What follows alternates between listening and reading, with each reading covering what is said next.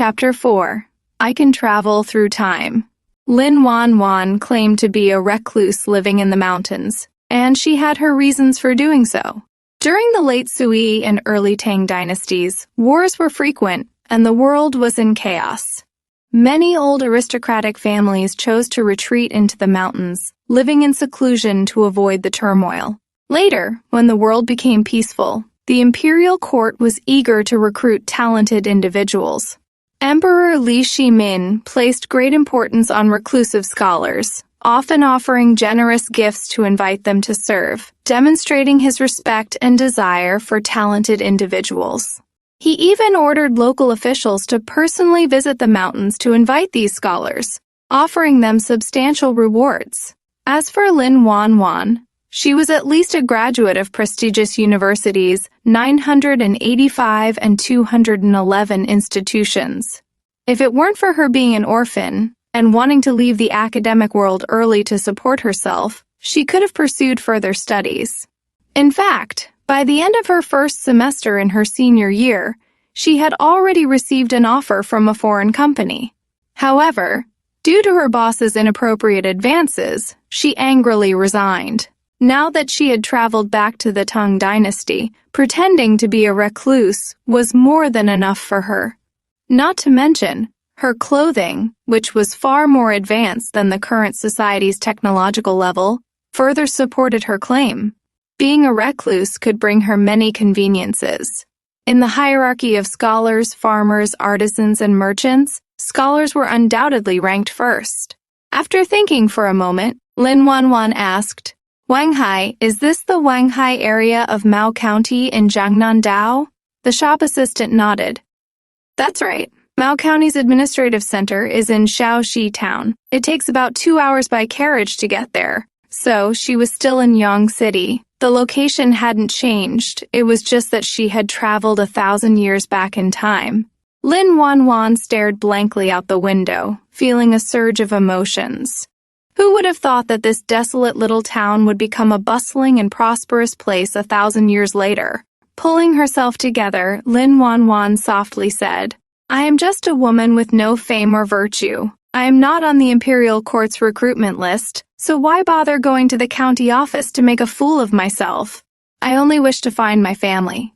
This statement wasn't without reason. After being abandoned by her grandparents and raised by her maternal grandparents, Lin Wan Wan had taken her mother's surname, Lin. The Lin family had lived in Yang City for generations, with a family genealogy that could be traced back to the Ming dynasty. She wondered if her ancestors existed in the Tang dynasty. Since she was already here, why not look for them? The shop assistant curiously asked, "May I ask which family you belong to? I have lived in Wanghai for generations and know everything about this area. Perhaps I can provide you with some information. My ancestors were from the Lin family of Ho Tao. Have you heard of them?" "Ah!" The shop assistant slapped his thigh. "The Lin family of Ho Tao! You've come to the right person. I am also from the Lin family of Ho Tao. My name is Lin Meng Li. I'm the second son in my family, and I'm 23 years old this year." "How old are you, young lady? And how should I address you?" "So, young sir, we are from the same family." "What a coincidence. My name is Lin Wan Wan. I am the only daughter in my family, and I am 22 years old." Lin Meng Li said, "So you're the eldest lady. Greetings."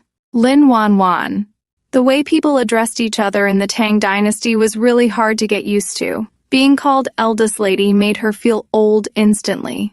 "My master calls me Wan Niang. Meng Li, you can call me Wan Niang as well." "Well, all right, Wan Niang. By the way, judging by your appearance and demeanor, you must be from the main branch of the family, right?" During the chaos of the previous dynasty, the main branch moved out of the ancestral home. "I wonder how the others are doing." Lin Wan Wan sighed with worry.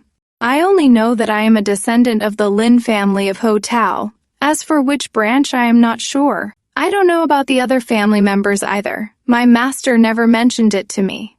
Sigh.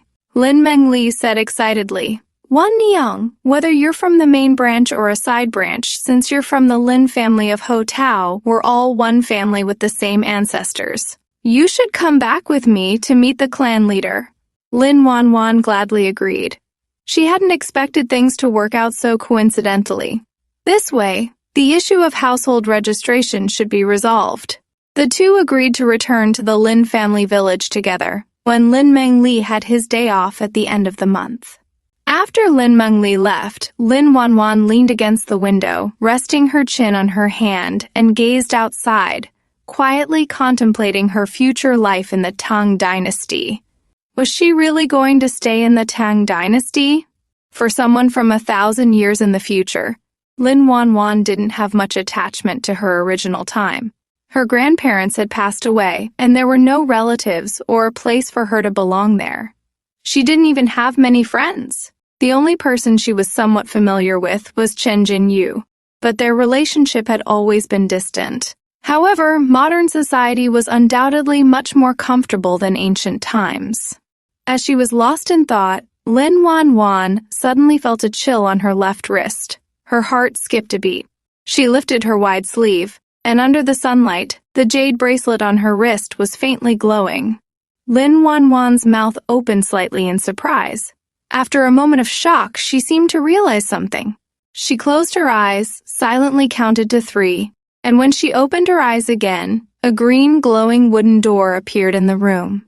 Lin Wan Wan hesitated for a moment, glanced at the little one sleeping soundly, walked over, picked her up, and then reached out to push the door. However, the door kept retreating, and she couldn't touch it. What's going on? Lin Wan Wan's heart tightened.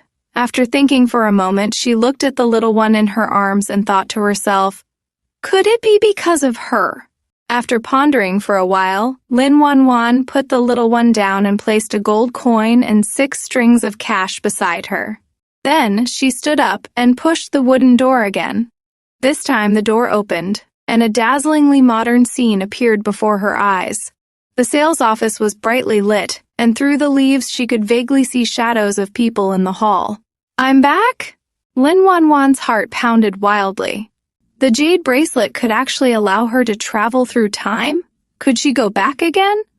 Although she had only picked up the little one that afternoon, she still felt uneasy about leaving her behind.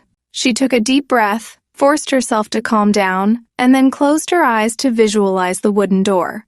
When she opened her eyes again, the wooden door reappeared. Lin Wan Wan pushed the door, and when she stepped through, she was back in the ancient room from 1,000 years ago. She could travel back and forth between 2 time periods.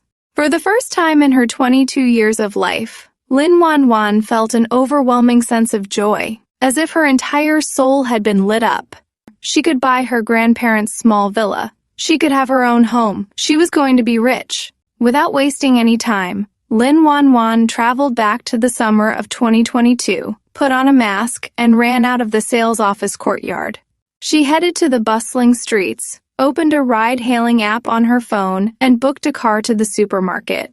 Sitting in the car, she replied to Chen Jinyu's message, first apologizing and then accepting the payment of 1,500 yuan for 3 days of work. By the time she arrived at the supermarket, it was almost closing time. Lin Wan Wan headed straight to the grains and spices section. There, she found something that cost only about 20 yuan per pound in modern times, but was as valuable as gold in the Tang dynasty: peppercorns.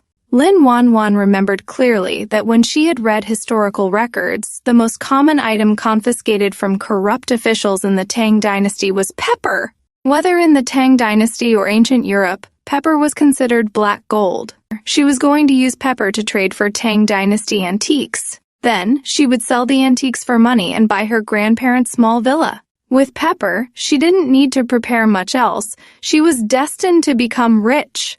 Time traveling and making a fortune was just that simple. End of chapter.